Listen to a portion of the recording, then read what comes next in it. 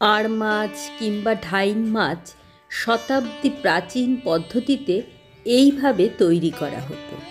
চলুন সে রেসিপি দেখে নেওয়া যাক। নমস্কার, আমি সর্বাণী, সহজে সুস্বাদুর রান্নাঘরে আপনাকে স্বাগত। 14 কেজি ওজনের ঢাইন মাছ পাওয়া গিয়েছিল।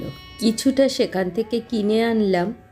সেখান থেকে 500 গ্রাম মাছ খুব ভালোভাবে ধুয়ে নিয়ে নুন, হলুদ ও লঙ্কা গুঁড়ো মাখিয়ে 5 মিনিট রেখে দিতে হবে।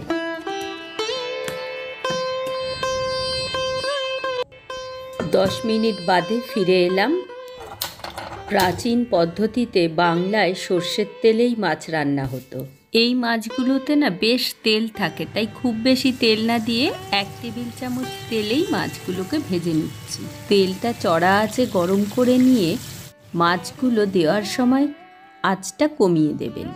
ঢাকা দিয়েই আবার ফ্লেমটাকে চড়িয়ে দিতে হবে, না হলে কিন্তু মাছ ভেঙে যাওয়ার সম্ভাবনা থাকে। 3 মিনিট বাদে উল্টে দিন। ঢাকাটা আলগা করার সময় আবার ফ্লেমটাকে কমিয়ে নিতে হবে, না হলে গায়ে তেল ছিটে আসবে। এবার একটা পাত্রে একে একে 2 টেবিল চামচ পেঁয়াজ বাটা, একটা মাঝারি টমেটো বাটা, আদা বাটা 1 চা চামচ, দই 1 টেবিল চামচ, নুন, হলুদ, লঙ্কা গুঁড়ো 1/2 চা চামচ, গুড়, সর্ষের তেল 1 টেবিল চামচ। হাত দিয়ে ভালোভাবে মশলাটা মেখে নিতে হবে। এবার একে একে ভাজা মাছগুলোকে মশলার মধ্যে ভালো করে মাখিয়ে নিন। মাছ রান্নার নানা রকম প্রাচীন পদ্ধতির মধ্যে এটি একটি অন্যতম। ঢাকা দিয়ে আর 15 মিনিট অপেক্ষা করুন।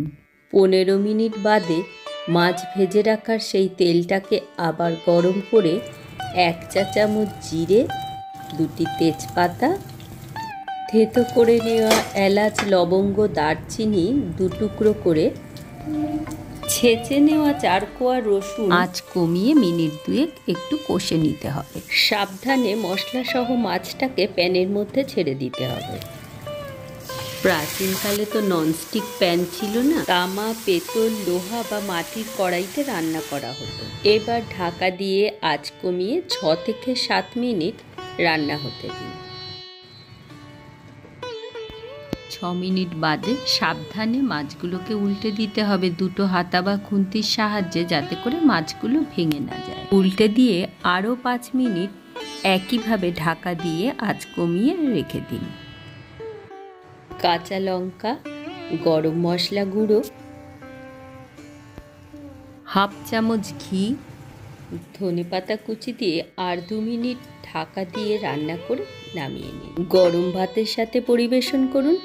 এই রকম সহজ সুস্বাদু মাছের রেসিপি পেতে সহজে সুস্বাদুকে একটা লাইক, শেয়ার ও কমেন্ট করে সাবস্ক্রাইব করতে ভুলবেন না। ধন্যবাদ।